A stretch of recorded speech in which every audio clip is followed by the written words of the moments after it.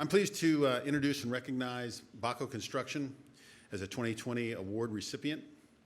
Bacco has a long history in the UP and is one of the unique companies that has been able to survive and thrive through a multi-generational family leadership.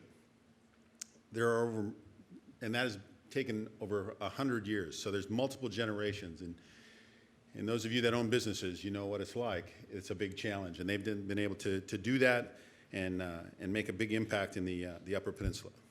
One of the big impacts they've had, if you go through the 7th Street roundabout or the hospital roundabout, these gentlemen put that in town for us. So those that curse the roundabouts, it wasn't their idea, they just took care of it and made some beautiful roundabouts. But part of their claim to fame here in Marquette is the roundabouts. They have a strong legacy of supporting the community. They've been heavily involved in the Iron Mountain, Kingsford area, back at my hometown, and they have also, their reach has gone to communities beyond that. They do a great job of supporting the Beacon House up here in Marquette as well. And at this point in time, I'd like to introduce John Fortier and Doug Rigoni of Bacco Construction, and I'd like to ask Doug to come up and say a few words.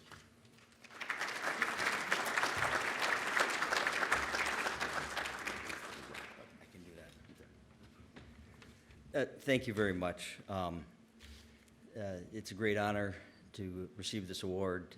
I'm not much of a speaker. I don't think I should be following a presentation like that. Rich said, just say a few words, give a little history, show a few pictures. So I don't have a video prepared or anything, but I'm not a surgeon. So just a brief history of the company. Bacco Construction I'm reading from my notes, but Bacco Construction was started by Medio J. Bacco. It was the Medio J. Bacco Construction Company at the time in 1915. He was awarded his first contract in October of 1915. In 1930, Medio, his brother John, Art Fortier, who was John's grandfather, and Carl Israelson incorporated the company during the beginning of the Great Depression, which is a little risky, I guess, but they'd been in business for some 15 years already. So that was the original ownership. My grandfather, Joe Rigoni, Medio's nephew, joined Bacco in 1931 after graduating from Northern Michigan, which is a coincidence. In addition to Bacco Construction, Medio Bacco also owned Champion Inc. and several other small businesses in the Iron Mountain area. Medio divested his interest in the company in 1939, leaving for Florida to pursue other interests, and his brother John took over as president of the company until 1945, when John's only son actually died in his first day in World War II in a glider accident, which was probably built in Kingsford, Michigan. At that time, Art Fortier took over the presidency of the company, and it was fairly short-lived because Art died at a young age of 41 in 1949, I think, or 48. My grandfather Joe took over after that. The Baccos, after John died, they were no longer part of the company. There were several stockholders at the time. So over the course of the next 40 years, our two families bought up all the stock, and in 1996, there were just the two remaining families. So it really is a family business going back to the beginning. Now I lost my place, sorry. Bacco Construction has a diverse scope of work and handles a wide variety of jobs, mostly in the Upper Peninsula of Michigan. We do some work below the bridge. We do work in northern Wisconsin, but 90%, 95% of our work in the last number of years has been in the UP. You probably all know us for pulling up to a flag person and watching us pave. That's the perception. That's all we do. But we do paving projects, asphalt, concrete, heavy earth moving projects such as building landfills, closing landfills, building wetlands for the DEQ and businesses, road development, railroad development, structural steel, concrete projects, as well as curb, gutter, and sidewalks. So as you all know, we're in the UP, and we can't just focus on one thing. We have to do whatever's available. One year it might be sewer projects, because that's what everyone's doing, or landfill projects. So we have a diverse workforce and work wherever the work is. Got just a few pictures, not a presentation or anything like Zach had, but just to give you a little idea of what other things we do besides just highway projects. And, you know, Rich mentioned we did the roundabout in front of the hospital, and then the hill leaving town, the project from between Marquette and Harvey over the last few years. So we do a lot of work in this area, but we go from one end of the UP to the other. These are just some old historic pictures. It's truly Teamsters, because they had a team of horses loading equipment by hand out of mine rock piles. I can't see it from this angle. Bacco has been building Michigan for 105 years, established back in 1915. All the other things I was just previously saying. We have different years, year after year, depending on workload, but we average somewhere around 200 employees. I just pulled the stats from last year. We ended up with 207 employees. You know, 175 of those are with us year after year, and then there's also summer help that falls in there. Payroll last year was roughly $12 million, so we have a little bit of impact into the UPN families. A few more historical pictures.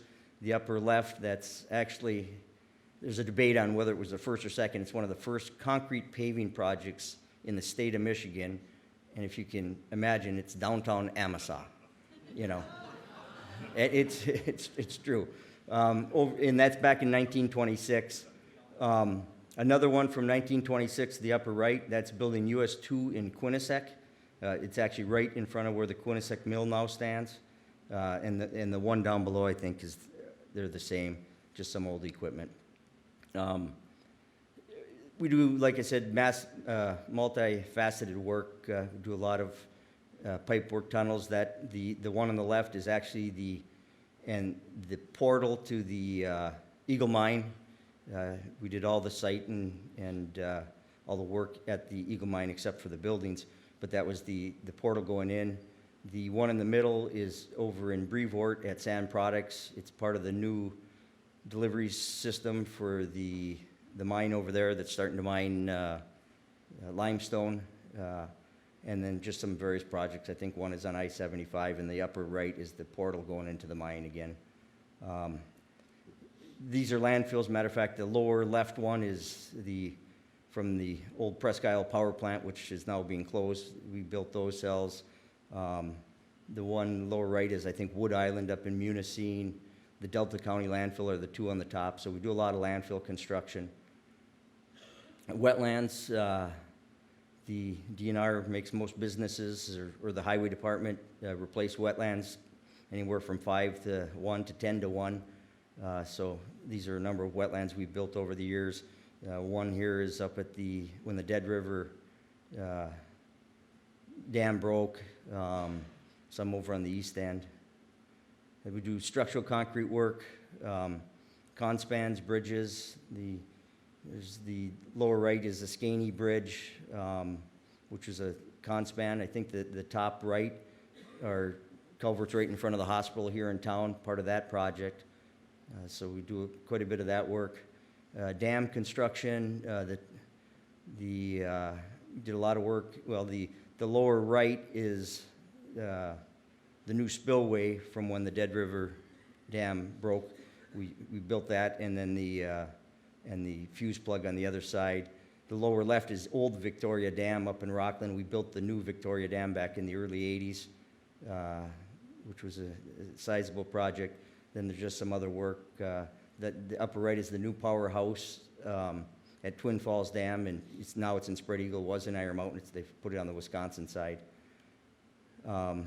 Paving projects, runways. This is, I think, last year paving downtown Iron Mountain.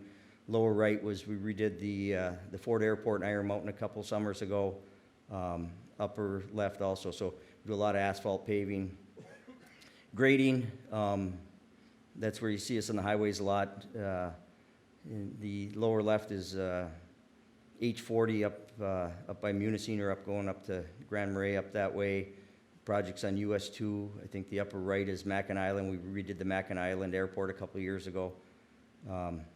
Structural concrete, the upper left is kind of unique. We built 2 tunnels at the Sioux locks. Between the locks, they have gangways down below, and they used to always have to come up above the ground, cross over in the winter, summer, and then go back down. Now they're connecting them with underground tunnels.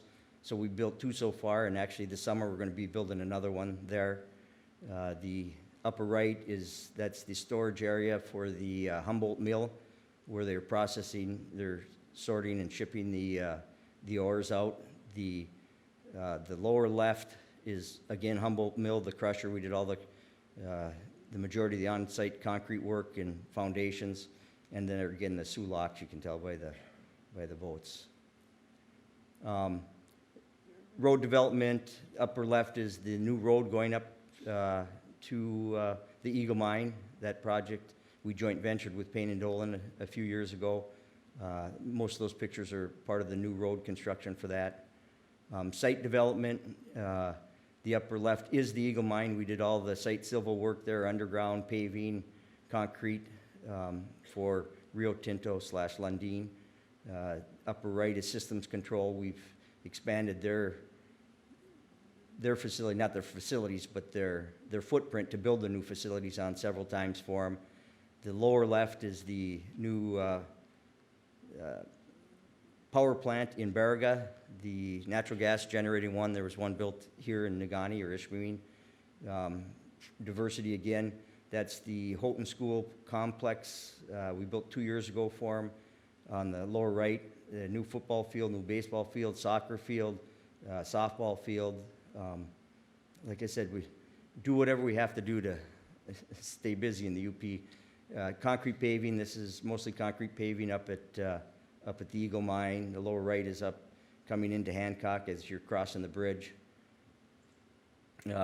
Specialty, we've got guys that the walls, the brick paver project that went through downtown Houghton several years ago. That was our project. The lower left is we did the scenic outlook up at Copper Harbor, and the lower right that was for the tribe at Lac de Flambeau. We built all kinds of boardwalks and docks and bridges for them, all out of wood. A lot of underground.